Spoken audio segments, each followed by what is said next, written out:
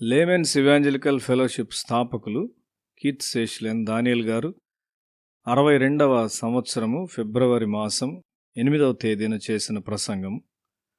మత్తయి సువార్త 12వ అధ్యాయం 30వ వచనం. నా పక్షమున ఉండనివాడు నాకు విరోధి, నాతో కలిసి సమకూర్చనివాడు చెదరగొట్టువాడు. ప్రభువు ఇక్కడ ఒక గొప్ప సత్యాన్ని మాట్లాడుతూ ఉన్నాడు. దేవునితో లేనటువంటి ప్రజలు ఆయన మాట్లాడేదాన్ని గ్రహించలేరు. యూదా ప్రజలు హైందవ మతం వలె భక్తిని కొన్ని ఆచారాలకి, కార్యకలాపాలకి దిగజార్చారు. శిష్యులు తినుటగ్గాను గింజల నుండి పొట్టును వేరు చేయుచున్నారు. పరిసయ్యులేమో ఈ కార్యాన్ని వ్యతిరేకిస్తూ ఉన్నారు. అది సబ్బాతును ధిక్కరించుట అని వారు చెప్పారు. దేవాలయము నిండుగా జంతువులు, పక్షులు మరియు క్రయ విక్రయం చేయువారు ఉన్నారు. వారు దానిని వ్యతిరేకించలేదు. అనవసరమైన విషయాలను గురించి వారు ఆక్షేపించున్నారు.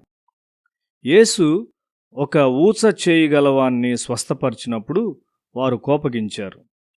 ఆయన సబ్బాతు దినమున స్వస్థపరుచున్నాడు కాబట్టి వారు యేసును చంపాలని కోరారు. నడుము వంగిపోయిన స్త్రీని సబ్బాతు దినమున యేసు స్వస్థపరిచాడు. దీనికి కారణము దురాత్మ అని యేసునకు తెలియను. కొన్ని రోగములకు దురాత్మలు కారణముగా ఉండును. యేసు దురాత్మ నుండి విడుదల చేసి ఆమెను స్వస్థపరిచాడు. ప్రజలు చాలా కోప్పడ్డారు. మనము ఒక జ్ఞానవంతుడైన తండ్రిని కలిగి ఉన్నాము, ఆయన దయగలవాడు. మనం ఆత్మలో లేనట్లయితే భక్తి ఒక హాస్యాస్పదమైనదిగా తయారవుతుంది. బైబిల్ చదువుట్లో కూడా దేవుని ఆత్మ మనల్ని నడిపించవలసి ఉన్నాడు. నీతో ప్రభు యొక్క ఆత్మ ఏమి మాట్లాడుచున్నాడో నీవు గ్రహించవలసి ఉన్నావు. దక్షిణ ఇండియా భక్తి ఆత్మ సంబంధమైనది కాదు. ప్రభు బలలో పాలు పంచుకొనుటకై ప్రతి ఆదివారము సంఘమునకు వెళ్ళుట చాలా ప్రత్యేకమైనదిగా ఎంచు ఒకనిని నేనెరుగుదును. కాని వారమంతా త్రాగుచూ ఉండేడివాడు. అలాంటి భక్తి యొక్క ప్రయోజనమేమి? ఈ మనుషులు యేసును తప్పుపట్టుచు సాతాను యొక్క శక్తితో ఆయన క్రియ చేయుచున్నాడని చెప్పుచున్నారు. అది చాలా తప్పు. వారు యేసును తీర్పు తీర్చలేరు. మనం చాలా జాగ్రత్తగా ఉండవలసి ఉన్నాము.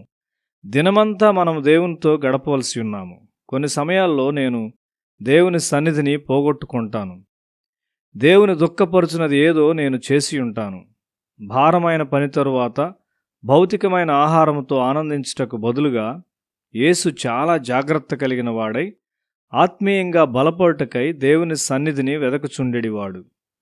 ఉద్యమం కొరకు పనిచేయువారు కూటము జరిగిన వెనువెంటనే ప్రార్థనకు వెళ్ళవలసి ఉన్నారు.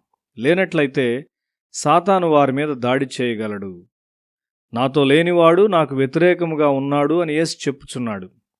మనం ఆత్మలో లేనట్లయితే సులభముగా దేవుని చిత్తమునకు వ్యతిరేకముగా వెళ్ళగలము.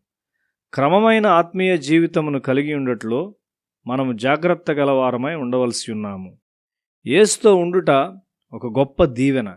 అయితే చాలామంది ప్రజలు యేసునకు వ్యతిరేకముగా ఉన్నారు. మనము శుద్ధీకరించబడిన హృదయములతో కలిసి ప్రార్థించినప్పుడు ప్రతి ప్రార్థన నిన్ను పైకి ఎత్తును. నీలో నుండి ప్రత్యక్షతలు